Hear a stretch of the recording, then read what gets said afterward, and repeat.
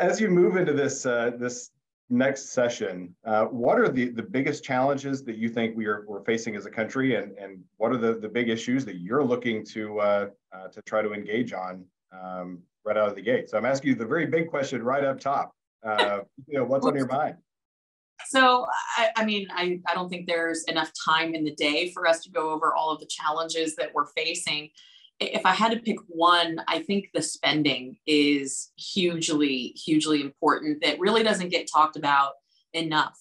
It's kind of the giant elephant in the room that everyone knows is there and keeps getting bigger and bigger and bigger, but people choose to fight over little things in the corner that are significant, yes, but in terms of the impact that the spending is going to have on every single American and quite literally the world, because, the world requires a very strong, robust America. We don't really understand, I think, and I'm saying this broadly, the impact that dollars in net is going to, what it's going to do to my generation, to the Gen Zs that come right after me. What is that going to do to my kids, my grandkids? There are absolutely consequences for $10 trillion that has been spent in the last 23 months under this administration. And we're seeing the immediate impacts, which of course are historic inflation. We're seeing some of the kinks in the supply chain that have really struggled. But I think that largely people collectively in the country are concerned, and this is twofold, about the size of government and the scope of government. And on the size part, that's the spending function, right? It continues to grow. We create all these programs that, are designed really, in my opinion, to keep people dependent on government programs. And that in turn turns to the scope, which is the everyday involvement of government in our lives, from everything from a mandate to the regulatory environment.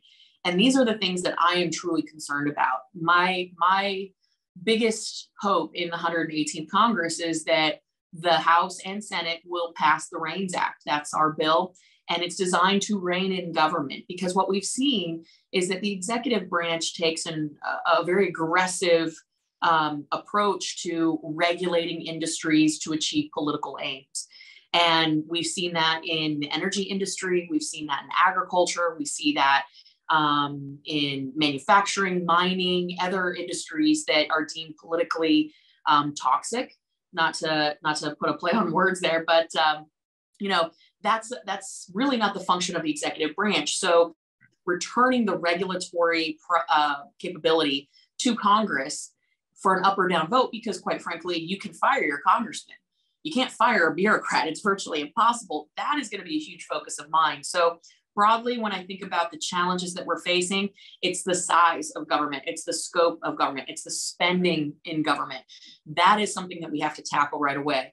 And that has national security implications. Of course, we can talk very largely about the open border and crime that has gripped this nation, the lack of foreign policy that has come in the last few years. But the economics of it all really are the root of the source of both our success and our troubles. And so I think focusing on economic issues is going to be paramount, but we have to have a very serious adult conversation about the spending that is going on in our country. And so those are the issues that I'll be focused on. And of course, accountability is a huge part of that. Right.